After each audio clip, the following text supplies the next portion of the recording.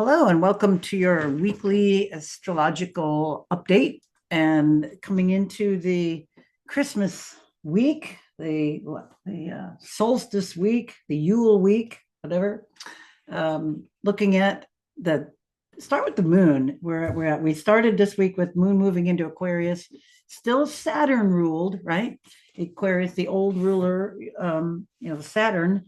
So we kind of move again, when we go from Capricorn into Aquarius, we get this double Saturn ruled sign.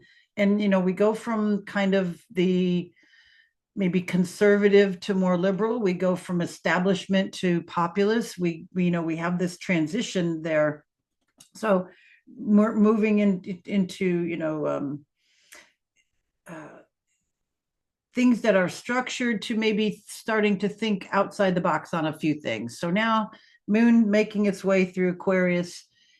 First thing the moon did was, when it moved into Aquarius, was comes up, against Pluto, comes right up against Pluto. So, you figure the moon moves like 12 degrees in a day, and it's 15 now. The recording of this is 5 o'clock East Coast time on Tuesday. So you go back, you can just kind of figure it's like, all right, yesterday at this time, moon went into that. So, we were late afternoon transitioning into that area. And then we'll be like tomorrow at this time, we'll be another 12 degrees ahead, and then we'll be almost out of it.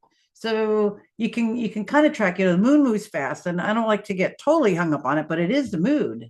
I mean, it is the moon, and it sets the mood for certain things.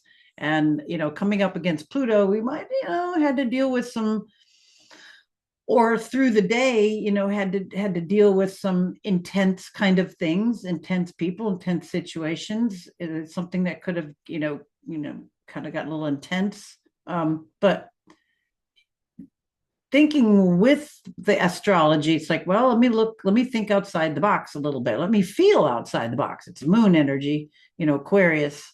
All right. So just that being said, so this week, moon moving on that part of the chart, it is, natally, or is the natural wheel. Aquarius is the kind of like there are 11th house association.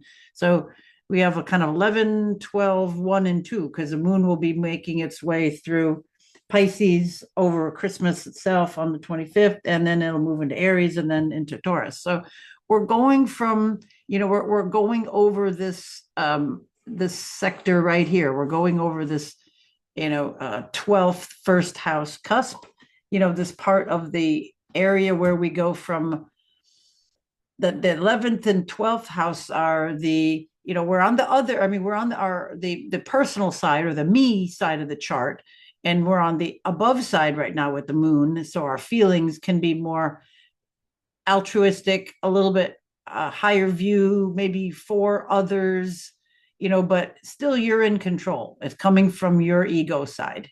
And, once the moon crosses over that area, it will be, into the Aries part, which will then begin the whole primal, all about you, all about each of us, individual. We get, after we kind of go through the whole Christmas thing, which will be all Piscean and interesting, because, that moon is going to go over the North Node, and then Saturn and Neptune, the Christmas theme day. So it's very compassionate, altruistic, nice. It's a real nice. It can be good for the real spiritual side, not the commercial side of this holiday. The real remembrance of what's the reason for the season. Gifts and gift giving and appreciation is all good, but and going within and realizing our appreciation for what it is all about, no matter what religious or spiritual side we're on. It's still that dark of the year. It's still that inner, involution. It's still cleaning up your inner space, doing the shadow work. So it's just nice. I think, the moon, it's in a sister area. It's in a water sign going over a compassionate, Christ-filled day, being Pisces, a sign of the fish. It's just kind of nice. I think we should, appreciate all masters, whatever level that they're in, and we can just feel that resonance because that resonance is there. Pisces, the moon there, it's Christmas. Very interesting. So that is the tone of the week. And then after the Christmas, like Saturday, moon's in Aries. And then that's definitely, Friday kind of lays us out. And then we pick up that moon and at Aries moon as we get into the weekend, which will be really nice. It will be good for energizing, getting through things, sparking enthusiasm, dusting things off. And then by the end of the week, we get it moving. So by the time we meet next week on late Monday, early Tuesday, the moon then moves into sedative Taurus, maybe more Earth-like areas. So it's again getting into the primal me side, the left side of the chart. We're there, but we're going from the above to the below. We're going from the egalitarian to the me primal kind of energies, and we do this every month. But we do it, because we have slightly different sector this week. We're looking at the week. I'm trying to make little slices of it so we can understand and navigate the week because things just get moving so fast. So again, it's on the left side. We're all experiencing things kind of from our ego, from our point of view. It's a little bit heavier than being on the right side of the chart. They have to, the month where we're from, things are on the right side. Anyway, that is the kind of the tide, the push pull of that kind of energy. But today and tomorrow we have, Venus. I think Venus is going to be kind of Venus and Mars are going to be interesting because you can see she's gaining on the sun. She's going to get, she's already under the beams of the sun. That means you can't see it. And Mars too. Can't see can't see Venus or Mars in the sky, either the setting or the morning sky, because they're too close to the sun. And you can see Venus is moving fast. She's going to conjunct the sun, and then she's going to conjunct Mars. But it's going to be on the far side of the sun from the Earth, because we can't see it. So that'll be interesting. A Venus-Mars meeting, I think we'll look ahead, it'll be there like in the first week of January. It'll be like 16, 17, 18, like in the middle degrees of the sign. So that's interesting, the meeting of, the lovers there, but they'll be in Capricorn, but on where we can't see them from Earth. Oh, okay. So Venus now 29, right at the end of Sagittarius. And we know Neptune has been hanging out right at the end of Pisces. So everything changing sign is going to have to meet up a little bit with that. So we got the square, we got the mutable square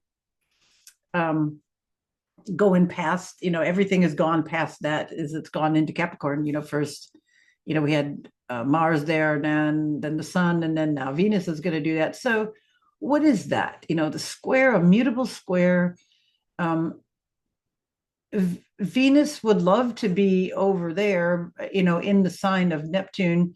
Would Neptune like to be in Sag? No, it's in its own place. So there's just a little kind of uncomfort. There's a little bit of an angst, I think. A little grass is greener, a little maybe. I think it's starting to focus on maybe what we want. It's starting, Venus with at that end degree, at that Sagittarius, that arrow shooting out. It's that maybe having some kind of a clue of where we're going, where you're shooting to, where you're aiming at as it goes through that fog of Neptune before these two bad boys. No, I shouldn't say that. Between these two planetary energies join up at 0 Aries, that vertex spot in February. We're all kind of waiting for a few of these things to happen, and we're within orb of that energies now, of course.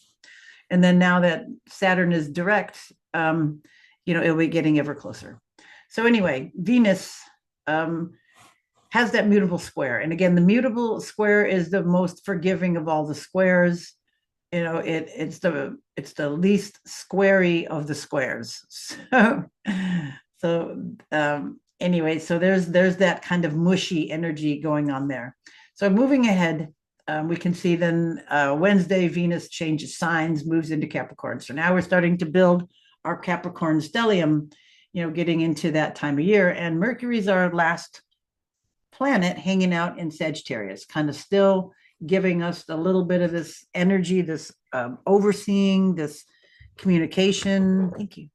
This looking at things from the farther, communicating things farther, communicating things better, communicating higher philosophical, Sagittarian type of ideals, having a bigger picture, having maybe more, and I don't like to say religious so much, but it is a lot of religion too. I like the spiritual side of things because I feel there's too much religion put between man and God. And then it's just, they can get co opted in so many ways. And anyway, that it's like bringing attention to that finally. It seems like it's bringing that up and starting to bring it out a little bit more. So we could have also deception. We could have things trying to worm out of lies, things trying to get to the bottom of truth. It's all this kind of wormy, squirmy energy with this communicative, blabbery type of planet and energy with what am I trying to say? Mercury in Sagittarius, and it's coming up against this elusive, visionary. You don't know whether it's a vision or it's a lie kind of an energy. It's like there's this dichotomy of that coming in. So as Mercury gets a little bit closer to that end, it's going to be more of that. But we're just going to still continue to see this as Mercury marches forward as it goes toward Capricorn. Anyway, that is all kind of the big picture. But you can see now as we move on, Thursday, we can see the moon here now coming into Pisces, and it's just going to go over all this. So like here earlier in the day, let's just go back. Let's see, it was, there it's late Wednesday, late in the afternoon. See, it's like it's starting to go in there, Christmas Eve. So we're starting to get that. You're getting that Yule, that compassionate, that oh holy night vibe. And then we go through all day with that. And then West Coast time, you'll get more of it, because it'll go over the North Node right there later in the day. Anything else on Christmas Day? It's mainly a moon energy day. The moon will make a sextile to the sun and a sextile to Mars. So that's good. It's kind of like you get energized maybe to be happy, compassionate, into Christmas carols, into soothing music, into a spiritual vibe, into giving, into appreciation, all that kind of Piscean energy. All right, then day after Christmas, moon is moved. It's, moving through. It's just finishing up here. Let's go. Let's see, it's 4 o'clock. So let's just go the day later, and we can see now it's already in Aries. Late, it probably hit it like midday East Coast time. So coming into the weekend, again, we have that nice rambunctious Aries energy. Let's see, I said Friday was pretty much a moon energy day. Yeah, we talked about that. Thursday, Friday, and then Saturday, we get this rambunctiousness of Aries. One thing I did want to mention with on Saturday, we do have Mercury with a quincunx over to Jupiter. So Mercury 22, and then it's going to go Jupiter at 20. It's like 22, 21 right there. Actually, it's a little earlier. It hits it. There it is, 22. It's pretty close, 22, 21. So it's just a little bit, maybe more of an exaggeration of things, maybe more of a discontent, with Mercury in Sag and then Jupiter in Cancer. The Jupiter likes to be in Cancer, but there's something here that's it's like Mercury, the messenger. It's like incomplacent. It's like, a little kid saying something real truthful, and you didn't mean to, it's like, oh no, some kind of energy like that comes in. Something over the top, kind of. So just kind of watch for that a little bit. It's the only kind of weird thing I saw. And it trines with Chiron. So it could, I don't know, something just could come out inadvertently. Somebody might just open mouth, insert foot, or just blab something out or say something. You might hear something. You might overhear something being said like that, or somebody didn't know you were around, or something kind of like that. That kind of an energy. It's like you learn something inadvertently, kind of like that. Okay, Sunday. Sunday's energy, then we got the moon, more moon energy. So then the moon is squaring over to Jupiter. So I think that, with Mercury making that inconjunct, and then now with the moon with over to Jupiter, this could be where something can get out a little bit um, out of control. It's like you shouldn't have heard what you heard, or somebody shouldn't have said what they said, or something. And now it could be on an emotional level. Sometimes, it's like if you have things at those degrees, it would definitely be more so for that, or it could be, in the world news, but that's just kind of that kind of strange, sort of interesting energy.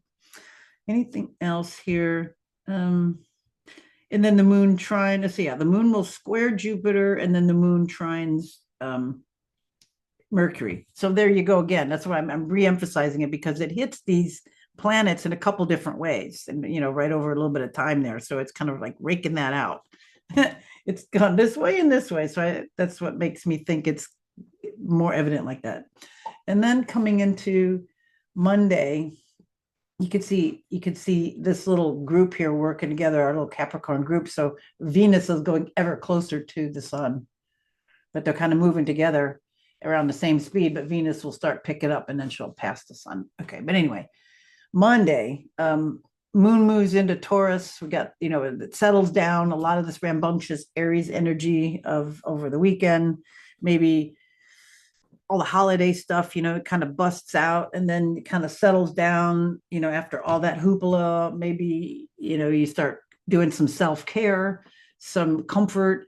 People get really stressed out leading up to Christmas, and then the body goes bleh. You get what people call sick, which is really cleansing, respiratory, bowel disturbances, constipation, or the other way around, or coughing, hacking, because the body's trying to cleanse out stuff because it's just encountered too much toxicity, whether from food, chemicals, flying, bad air, Wi-Fi, et cetera, et cetera. So moon moving into Taurus will give us a chance to, do the Epsom salt bath, hydrate your body, cleanse the colon out, drink, chicken soup with cayenne, do some lemon juice fasts. Some of these things to help the body to get rid of poison.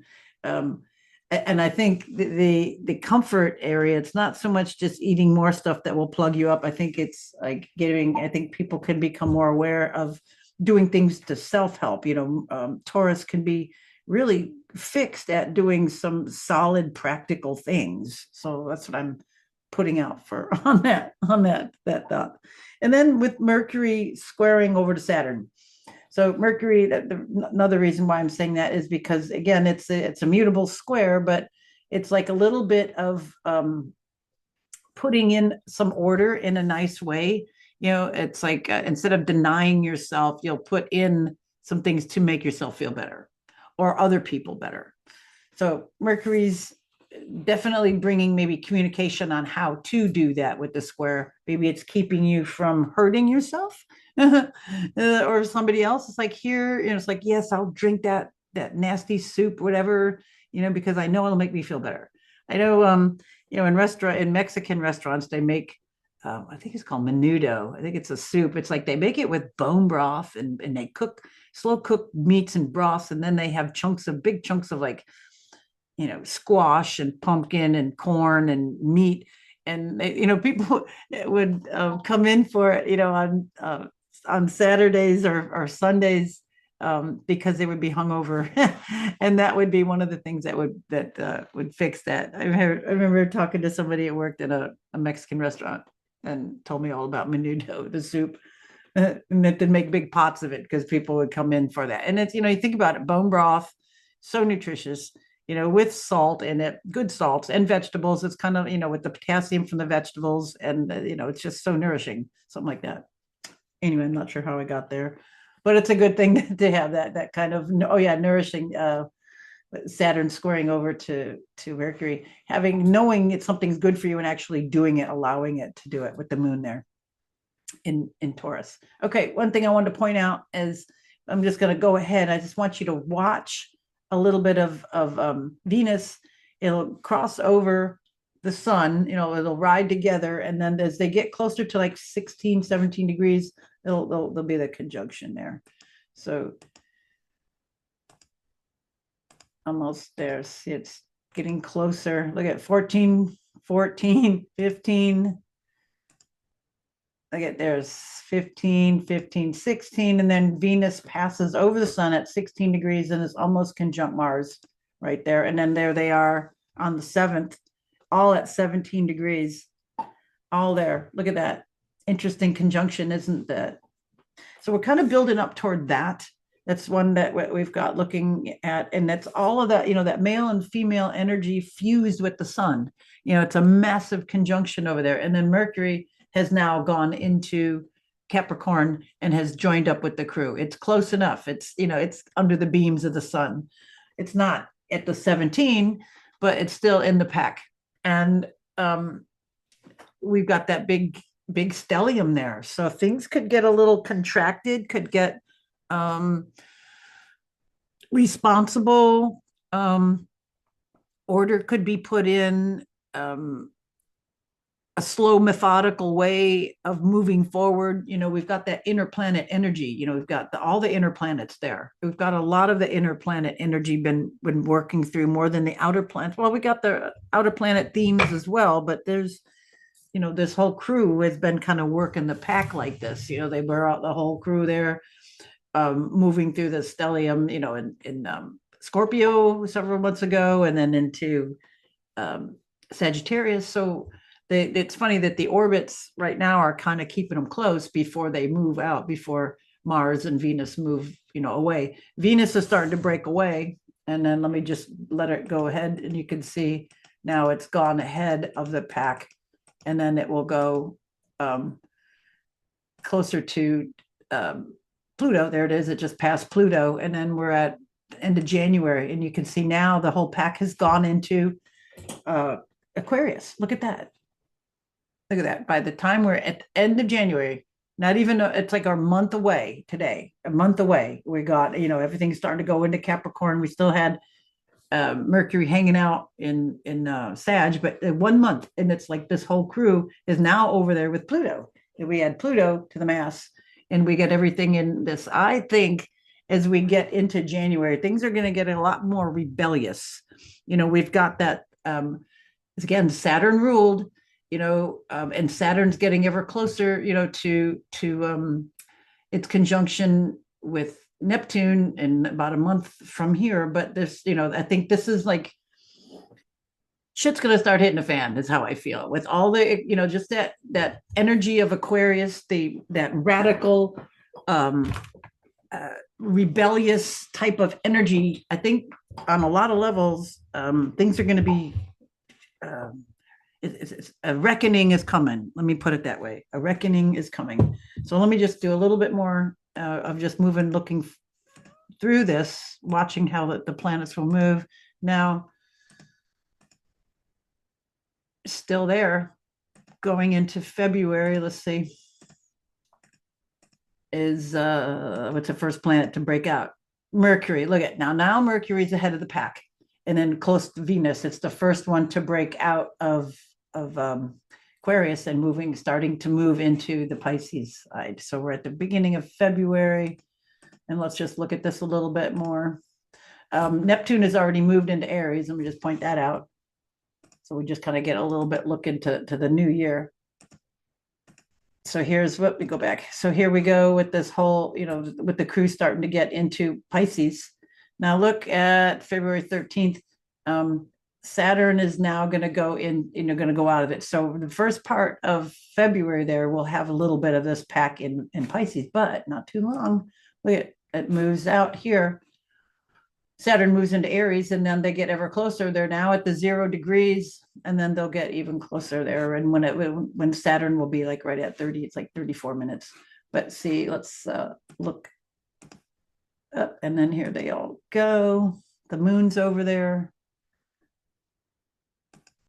And I think it's like the 16th was the day where it was. No. Okay. So anyway, we'll zero in on this as it gets a little closer. But you can see now we're starting to break out ahead of the pack here, and how we're starting to widen out where this was all real tight. So anyway, very interesting. We got this conjunction to look up. We got a couple conjunctions that are going to maybe hit the reset button in a lot of different areas. So good to know. All right, that is all I have today. Everybody have a merry holiday in whatever form you celebrate or don't celebrate. And we'll see you back here next time. Thanks for listening. Bye for now.